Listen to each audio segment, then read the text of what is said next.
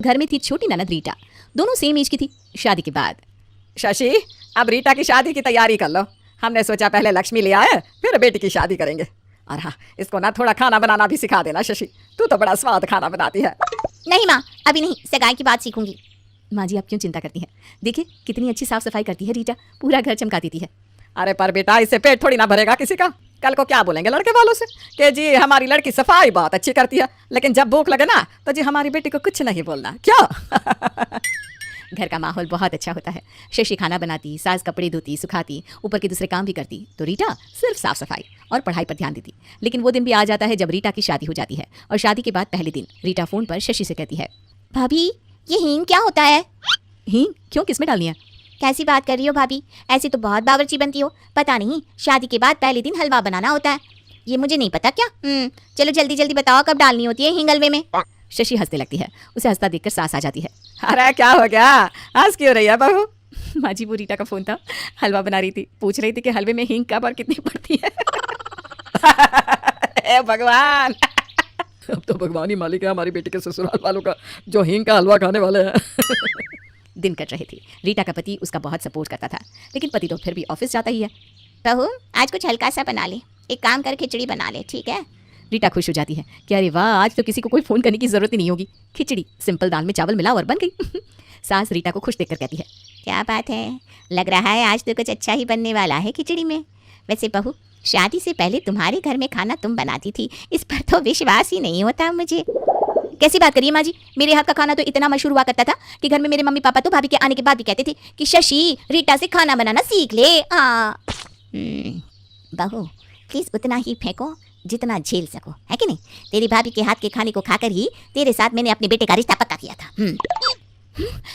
लेकिन आपके बेटे ने तो मेरा चांद सा रोशन चेहरा देखकर यहाँ की थी। हाँ, शादी के पहले ही मैंने रवि को बोल दिया था कि खाना मुझसे। फिर अचानक रीटा को याद आता है कि माँ ने कहा था कि सास के सामने अपनी किसी मजबूरी को नहीं रखना। क्या सोचने लगी बहू? अरे हींग का हलवा याद है हम लोगों को?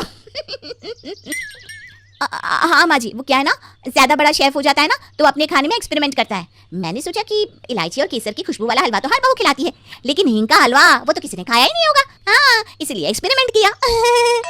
सास को समझ में आ जाता है कि मेरी बहू जितने भी काम में कमजोर हो लेकिन हार नहीं मानेगी ये। तो सास भी ठान लेती है कि घर के सामने बहू की खाना ना बना पाने की कमी का पर्दाफाश करेगी। और फिर अगले रोज बहू वो क्या है ना, सिंपल चाय पी पी कर तंग आ गई हूँ मैं, तो मैं क्या कहती हूँ, मसाला चाय पीते हैं अब, क्या? मसाला चाय? हाँ रीटा बहू, मसाला चाय। तेरी सास तो ऐसा बनाती है कि पूछो ना, लेकिन तू कैसा बनाती है वो भी तो देखे। बहू परेशान की सास ने तो पासा फेंक दिया, लेकिन इस पासे का जवाब क्या दे, कैसे दे? मसाला वाला सेक्शन जो होता था मॉल में, वहाँ से माँ गरम मसाला, हल्दी, धनिया ये सब खरीदती थी। मसाला चाय का भी मतलब यही होता होगा कि इन चीज़ों को डालकर चाय बनाना। देखा लॉजिक, इसीलिए कहते हैं खाना बनाना तो बाएं हाथ का खेल है। और फिर क्या, लग जाती है रीटा सास के लिए मसाला चाय बनाने में। ये गया गरम मसाला, धनिया, हल्दी। चाय तो बन रही है, ठीक ही होगी। रीटा के हाथ की चाय कुछ अलग होनी चाहिए। जैसे ही चाय में जीरे का तड़का लगाने के लिए वो जीरा निकालती है कि शशि का फोन आ जाता है। क्या कर रही हो रीटा? मैं ना भाभी मसाला चाय बना रही हूँ माँ जी के लिए। अरे बहुत होशियार समझती है ये अपने आप को, इनको लगता है कि मुझे खाना बनाना नहीं आता, लेकिन आप देखिए दुनिया तो सिर्फ मसाला चाय बनाती होगी, मैं तो जीरे का तड़का भी लगा देती हूँ। हाँ। शशि रीटा की बात सुनकर हंसने लगती है। रीटा तू ना बहुत भूली है, मसाला चाय मतलब ये नहीं होती। मैं बता रही हूँ कैसे बनेगी मसाला चाय। कैसी बात करिए भाभी? तो ये सारा मसाला और देसी घी जीरा के तड़के वाली चाय फेंक दूँ?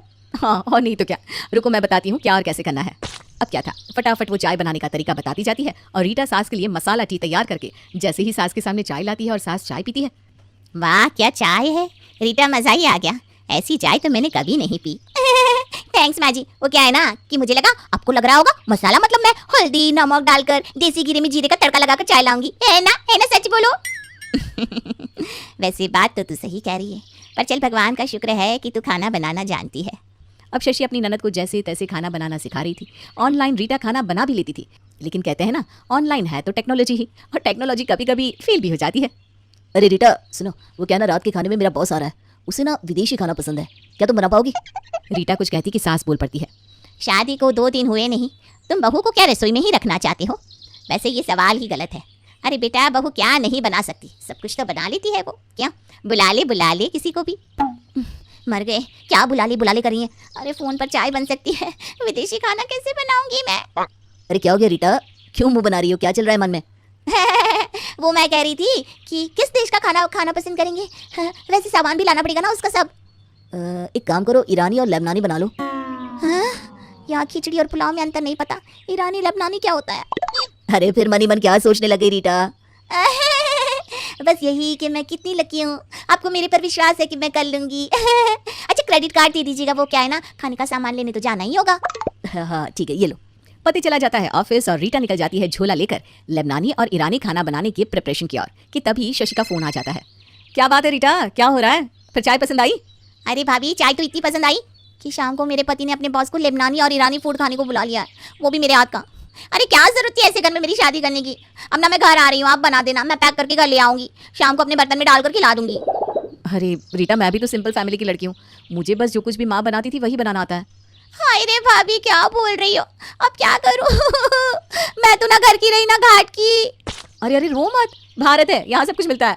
तुम रुको, मैं गूगल करके बताती हूँ कि किस रेस्टोरेंट में ये सारा खाना मिलता है, बस वहीं से पैक करके घर ले जाना, ठीक है? हाँ फिर क्या, अपने बर्तन में डाल करके सर्व कर दूंगी। वाह भाभी वाह, मन कर रहा है कि जोर की छप्पी दे दूं आपको।